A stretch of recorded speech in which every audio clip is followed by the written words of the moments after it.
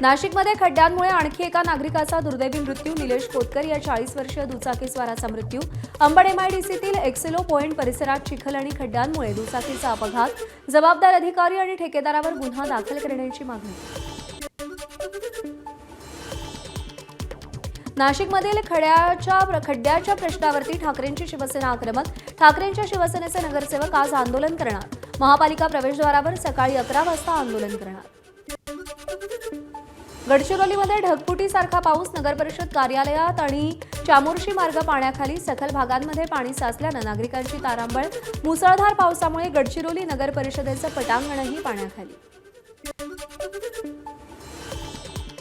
गडचिरोलीमध्ये ढगफुटी सदृश पावसामुळे जनजीवन विस्कळीत. शहरातल्या सखल भागात पाणी साचलं. खबरदारी घेण्याचं प्रशासनाचं नागरिकांना आवाहन.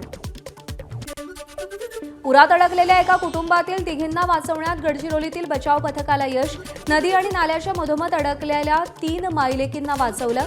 एसडीआरएफच्या पथकानं बोटीच्या मदतीनं मायलेकींची सुखरूप सुटका केली. चंद्रपूर जिल्ह्यातील शाळा कॉलेजेसना सुट्टी जाहीर. पावसाचा रेड अलर्ट असल्यानं सुट्टी जाहीर. चंद्रपूर जिल्ह्यात 4 ते 5 तास मुसळधार पावसाचा अंदाज. चंद्रपूर जिल्ह्याला आज पावसाचा रेड अलर्ट. सकाळपासून जिल्ह्यात जोरदार पाऊस. शहरातल्या सखल भागात पाणी साचलं. अनेक रस्ते जलमय. कोल्हापूर जिल्ह्यातील राधानगरी धरण पूर्ण क्षमतेनं भरलं. राधानगरी धरणाचे स्वयंचलित दरवाजे उघडण्याची शक्यता. दरवाजे उघडताच भोगावती आणि पंचगंगा नदीची पाणी पातळी वाढणार. कोल्हापुरातील पंचगंगा नदीची पाणी पातळी 33 फूट 5 इंचांवर तर जिल्ह्यातील 38 बंधारे पाण्याखाली. पंचगंगा नदीची इशारा पातळी वाढली. नागरिकांना स्थलांतर करण्याच्या सूचना. सांगलीतल्या कोयना धरणातून आणि शिराळा तालुक्यातील वारणा धरणातून पाण्याचा विसर्ग. परिणामी कृष्णा आणि वारणा नदीच्या पाणी पातळीत वाढ. नदीकाठच्या गावांना पुराचा धोका वाढला. भंडाऱ्यातील गोसेखुर्द धरणाचे सगळे 33 दरवाजे अर्धा मीटरनं उघडले. धरणातून 1,53,000 क्युसेकनं पाण्याचा विसर्ग. गोसेखुर्द धरणाच्या पाणलोट क्षेत्रात मुसळधार पाऊस. गोंदिया जिल्ह्यातील पुजारीटोला धरणातून पाण्याचा विसर्ग वाढला. धरणाचे 6 दरवाजे उघडले. धरणातून 10,832 क्युसेकनं पाण्याचा विसर्ग.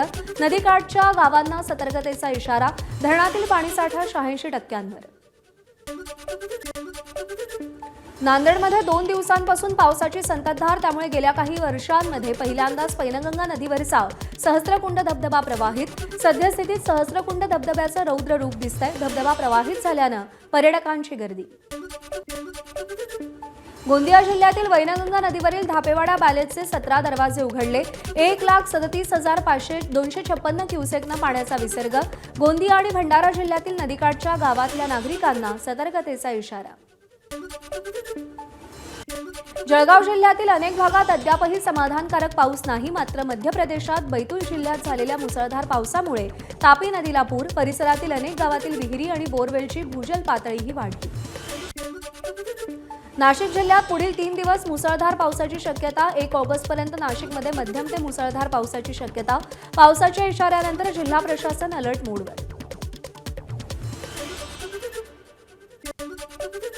वाशिम जिल्ह्यात 4 दिवसांच्या उघडीपनंतर पावसाच्या हलक्या सरी. मात्र जिल्ह्यामध्ये मुसळधार पाऊस न झाल्यानं धरणांमधल्या साठ्यात अजून अपेक्षित वाढ नाही. जिल्ह्यात अद्यापही जोरदार पावसाची प्रतीक्षा. बुलढाण्यातही मध्यरात्रीपासून पावसाची संततधार. जिल्ह्यातील नदी आणि धरणांच्या पाणी पातळीत वाढ. पावसानं शेतपिकांना मोठा फायदा होणार. उत्तराखंड जिल्ह्यातील उत्तरकाशी जिल्ह्यात भूस्खलन. डोंगरावरून दगड आणि मातीचा ढिगारा खाली आला. डोंगरावरून मोठमोठे दगड खाली आल्यानं भीतीचं वातावरण. उत्तरकाशी ते कुपडा गावादरम्यान असलेल्या पुलाच्या खाली डोंगरावरून मोठे दगड कोसळले. ओडिशामधील बालासोर सध्या पूरसंकटाच्या विळख्यात सापडले. सततच्या पावसामुळे पूरस्थिती अत्यंत गंभीर. जिल्ह्यातील 2 प्रमुख नद्या दुथडी भरून वाहत आहेत. रस्ते पाण्याखाली गेलेत. त्यामुळे अनेक गावांचा संपर्क तुटलाय.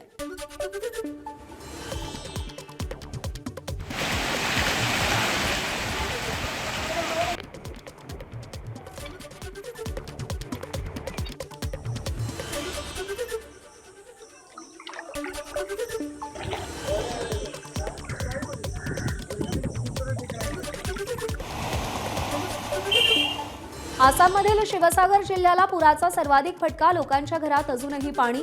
रस्ते जलमय झाल्यानं लोकांचे हाल. स्थलांतर केलेल्या लोकांना सुरक्षित स्थळी हलवण्यात आलंय, तर काही जण पुराचं पाणी ओसरेल आणि जनजीवन पूर्ववत होईल याची वाट पाहत आहेत. एबीपी माझा, उघडा डोळे बघा नीट.